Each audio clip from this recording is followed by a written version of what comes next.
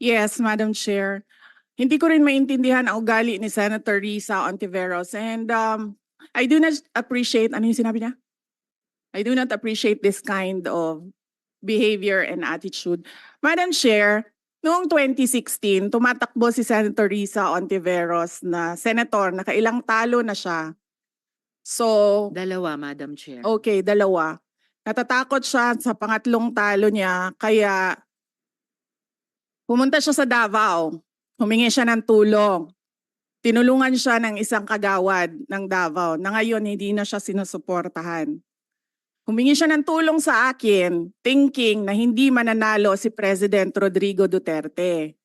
Kinausap niya ako ng kinausap doon sa law office ko sa Davao City. Sabi ko sa kanya, o sige, tutulungan kita. Chinika niya ako ng chinika.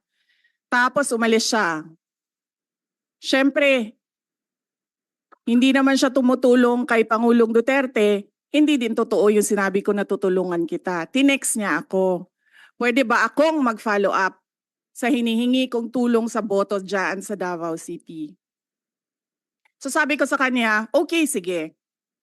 So, tinawagan ko at sinabihan ko at pinakiusapan ko ng pinakiusapan si former Congressman Milen Garcia. Sabi ko sa kanya, Kong, tulungan mo ito. Bigyan mo na lang ng ilang barangay mo at ilang mga leaders mo. Ayaw pa siya tulungan ni former Congressman Milen Garcia. Pinakiusapan ko ulit, Kong, please tulungan mo na lang.